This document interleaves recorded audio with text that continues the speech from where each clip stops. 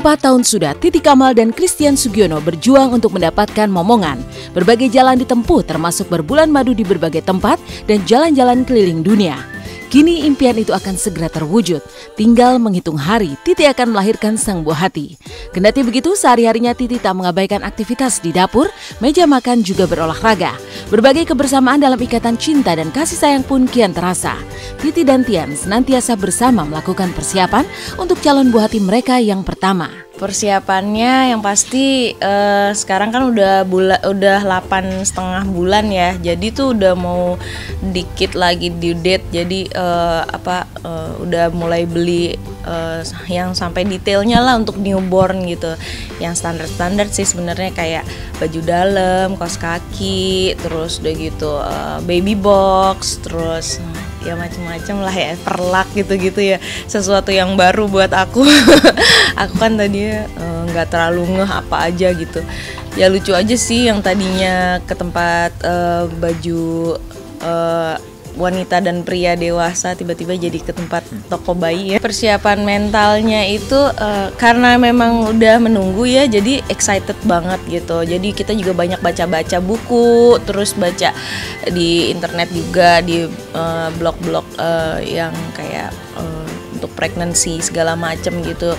Dari mulai hamilnya sendiri udah nyari tahu do's and don'ts-nya, misalnya kayak makanan yang boleh sama yang nggak boleh, terus olahraga yang boleh sama yang nggak boleh, semuanya sih. Jadi dijaga banget, hidup sehat gitu. Terus pas nanti bayinya lahir juga persiapannya juga aku lihat juga, misalnya nanti bayi kalau misalnya badannya hangat gimana, panas atau gimana cara handle-nya segala macam gitu.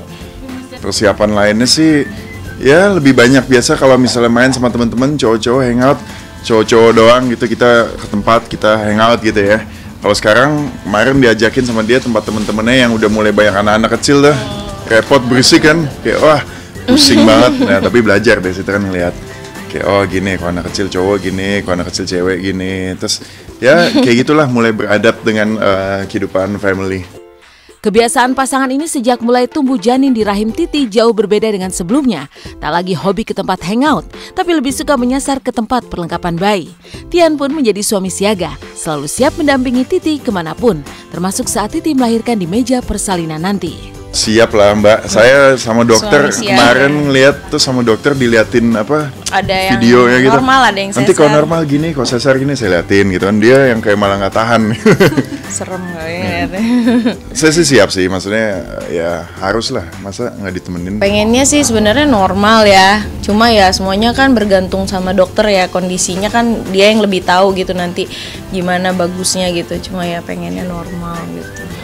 Cuma kalau sesar sih nggak apa-apa, soalnya apapun dilakukan demi yang penting ibu sama bayinya sehat gitu.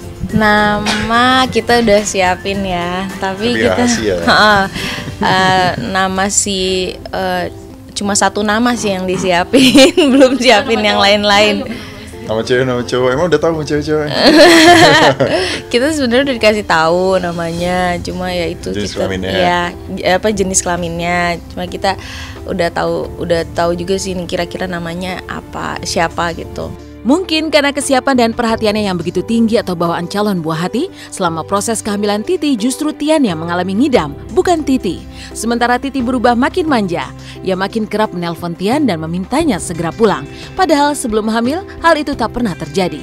Awal sih kelihatannya gitu ya, kayak wah orang mau hamil, kayak wah heboh gitu. Apalagi teman-teman cerita kayak, apalagi dia juga cerita gitu kayak temen istrinya, istri temennya tuh kayak mau hamil terus heboh, kayak lakinya bakal pusing banget. Gue pikir kayak gitu kan, terus kayak udah siap-siap, ternyata dia aman kok. Aman. Dia baik, maksudnya permintaannya ada gitu ya, cuman nggak yang aneh-aneh banget, nggak yang sampai mesti wah gimana. Yang ada gue yang jadi yang ikutan tengah-tengah malam pengen makan apa waktu itu, pisang goreng, tahu pong. Kayak gue kok jangan nih ke gue nih ngidamnya gitu ya. Dia sih santai, tenang. Cuman lebih manja, terus dia jadi lebih manja. Biasanya kalau gue pulang kantor agak sedikit malam, dia sedikit cuek gitu. Sekarang jam 9, jam 8 gue udah diteleponin suruh pulang gitu kan.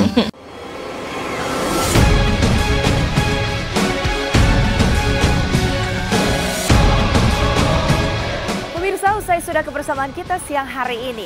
Sesaat lagi rekan saya Anita akan hadir di hadapan Anda dalam Silet. Silakan Anita, ada berita apa yang akan dikupas Silet siang hari ini?